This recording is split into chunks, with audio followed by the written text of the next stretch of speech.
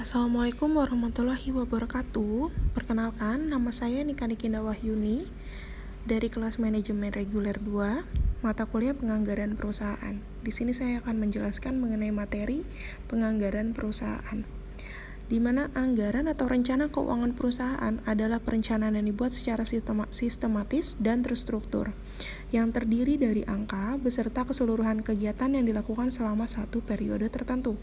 Mengingat seberapa pentingnya penyusunan anggaran belanja, maka dari itu perusahaan perlu kecermatan serta ketelitian dalam penyusunannya.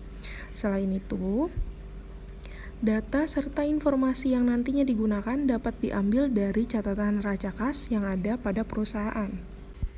Lalu, penganggaran perusahaan dibagi menjadi dua. Ada peramalan atau forecasting, lalu ada anggaran produksi penjualan, di mana prosedur peramalan penjualan itu memiliki langkah-langkah. Yang pertama, mempersiapkan perkiraan kondisi ekonomi secara umum, di mana peramalan penjualan didasarkan pada penilaian kondisi ekonomi secara umum. Tolak ukur standar untuk mengukur aktivitas ekonomi secara umum adalah PDB atau Produk Domestik Bruto, yang merupakan nilai semua barang dan jasa yang diproduksi dalam suatu negara selama 1 tahun tertentu. Di sini saat kondisi wabah COVID-19 ini sangat mempengaruhi sistem ekonomi Indonesia, di mana peramalan atau perkiraan kondisi ekonomi secara umum ini harus diperhatikan sangat baik bagi perusahaan. Lalu yang kedua, ada menyiapkan perkiraan penjualan industri. Banyak perusahaan mencoba untuk memprediksi penjualan industri. Pengembangan perkiraan industri tampaknya terkait dengan ukuran perusahaan. Di sini dapat didasarkan hubungan antara penjualan industri dan indikator ekonomi nasional seperti AGP atau pendapatan nasional. Dalam kasus lain, teknik kuantitatif yang lebih canggih yang digunakan, di mana perusahaan kecil atau UKM ini mengandalkan dari dana-dana atau pemberian-pemberian dari pemerintah. Lalu yang ketiga, ada mempersiapkan perkiraan produk atau perusahaan penjualan. Di sini perkiraan perusahaan dan produk penjualan adalah bidang utama yang menjadi perhatian untuk fungsi peramalan penjualan perusahaan. Mengapa? Karena di sini perkiraan pendapatan pada saat yang kegiatan perencanaan lain di seluruh perusahaan yang berbasis.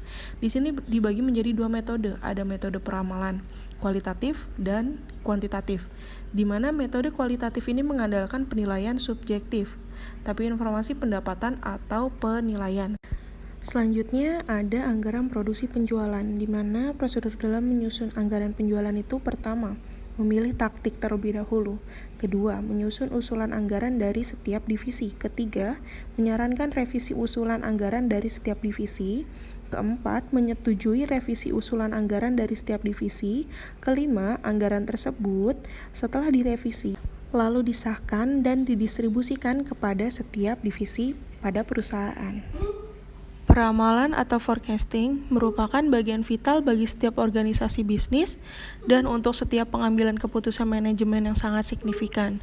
Peramalan penjualan atau forecasting ialah teknik proyeksi permintaan langganan yang potensial untuk suatu waktu tertentu dengan berbagai asumsi. Di sini peramalan penjualan dengan menggunakan 3 analisis. Ada analisis tren garis lurus, analisis regresi sederhana, dan analisis regresi berganda. Untuk analisis tren itu dibagi dengan analisis tren garis lurus dan analisis tren bukan garis lurus. Lalu analisis tren itu merupakan salah satu metode statistik yang mudah digunakan dalam meramalkan jualan. Digunakannya itu yang tren garis lurus, yaitu suatu tren yang diramalkan naik atau turun secara garis lurus. Yang kedua, analisis regresi sederhana, di mana digunakan untuk menganalisis satu variabel terikat Y dengan menggunakan satu variabel bebas X. Di sini variabel X dan Y saling terikat. Lalu untuk analisis regresi berganda hanya mampu menganalisis satu variabel terikat dan satu variabel bebas. Dalam dunia nyata, di sebuah perusahaan, variabel bebas itu tidak hanya satu tetapi lebih dari satu. Oleh karena itu diperlukannya analisis regresi yang mampu menjelaskan hubungan antara variabel terikat atau dependen dengan variabel bebas atau independen yang lebih dari satu, yaitu analisis regresi berganda. Analisis tren. Tren adalah rata-rata perubahan dalam jangka panjang atau biasanya itu ada pada tiap tahun. Tren dapat berupa tren naik yang disebut tren positif dan dapat berupa tren turun yang disebut tren negatif tentunya. Disebut tren positif karena variabel yang diteliti atau Y menunjukkan gejala kenaikan atau menunjukkan rata-rata adanya pertambahan. Disebut tren negatif pastinya adalah kebalikan dari tren positif. Untuk tren dapat berupa tren linear, tren parabola atau kuadratik, dan atau tren eksponensial. Untuk menghitung tren ada 4 metode nih, ada freehand method atau metode tangan bebas, ada semi average method atau metode setengah rata-rata, ada ketiga moving average method atau metode rata-rata bergerak, dan terakhir adalah least square method atau metode kuadrat terkecil. Menurut para ahli atau menurut Horizon, waktunya peramalan itu dapat dibagi menjadi 3, yaitu ada peramalan jangka pendek, peramalan jangka menengah, dan peramalan jangka panjang. Di mana peramalan jangka pendek ini memberikan hasil peramalan dalam jangka waktu 1 tahun mendatang atau kurang. Untuk yang jangka menengah, meramalkan keadaan 1 hingga 5 tahun untuk kedepannya. Untuk jangka panjang digunakan untuk pengambilan keputusan mengenai perencanaan produk dan perencanaan pasar, pengeluaran biaya perusahaan, studi kelayakan pabrik, anggaran, purchase order, perencanaan tenaga kerja, dan perencanaan kapasitas kerja, serta pengambilan keputusan yang berhubungan pastinya dengan kejadian lebih dari 5 tahun yang akan datang. Lalu, untuk metode peramalan itu dibagi menjadi 2. Yang pertama tadi dijelaskan ada metode kuantitatif dan kualitatif. Di mana untuk kuantitatif itu dikelompokkan lagi menjadi 2 jenis. Berdasarkan waktu, ada model seri waktu atau metode deret berkala atau sering dibilang dengan time series. Lalu yang kedua itu model atau metode kausal. Kausal itu atau explanatory model. Lalu untuk yang kualitatif, peramalan kualitatif dapat menggunakan teknik atau metode peramalan seperti 1. Juri dari opini eksekutif, 2. Gabungan tenaga penjualan, yang ketiga metode Delphi, yang keempat itu survei pasar atau market survey. Selanjutnya ada fungsi perkiraan penjualan, di mana perkiraan penjualan adalah hal yang kompleks, hal yang menantang pula. Sales manager yang terlibat dalam perkiraan tersebut harus melakukan persetujuan dengan isu. 1. Pertanggungjawaban dalam perkiraan penjualan tersebut. Kedua, metode memilih perkiraan, metode-metode yang tadi sudah dijelaskan. Yang ketiga ada lamanya perkiraan, yaitu untuk jangka waktunya. Yang keempat itu evaluasi dalam perkiraan penjualan tersebut. Jadi setiap penjualan pun perkiraan penjualan pun harus memerlukan evaluasi. Contoh gambar di samping sebelah kanan itu saya sudah memberikan contohnya dari PT Cahya Cemerlang Abadi. Di sini mereka menyediakan persiapan peramalan penjualan P2. Di sini bisa dilihat untuk contoh dari mereka menggunakan analisis tren garis lurus di sini beserta rumus dan beserta variabel XY-nya. Anggaran produksi penjualan merupakan dasar penyusunan anggaran lainnya dan umumnya disusun terlebih dahulu sebelum menyusun anggaran lainnya. Anggaran penjualan hanyalah merupakan salah satu bagian saja dari seluruh rencana perusahaan di bidang pemasaran atau sales planning yang kita ketahui.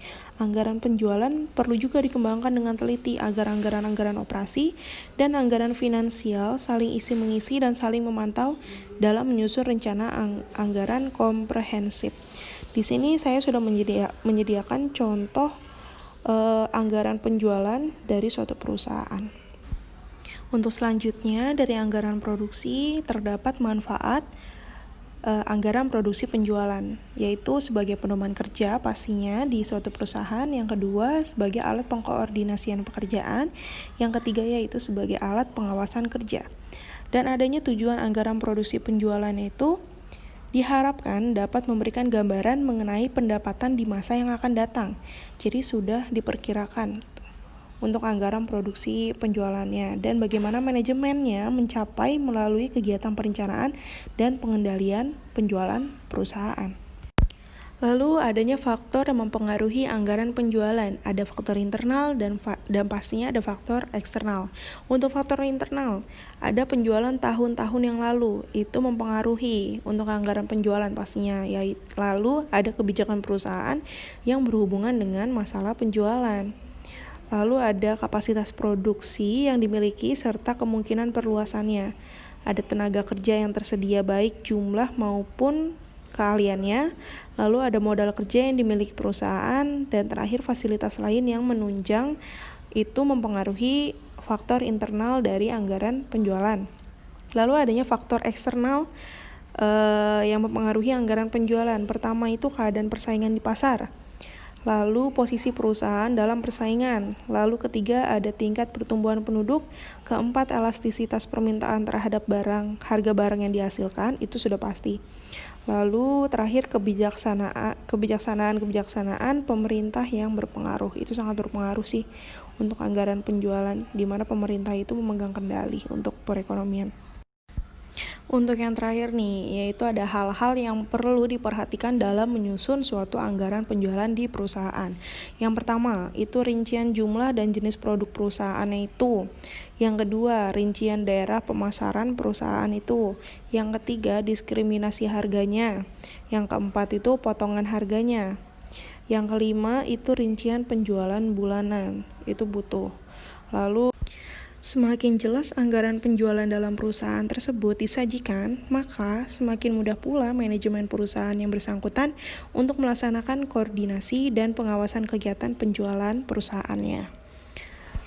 Sekian presentasi materi penganggaran perusahaan yang saya berikan. Mohon maaf atas kesalahan penjelasan maupun salah kata yang saya ucapkan.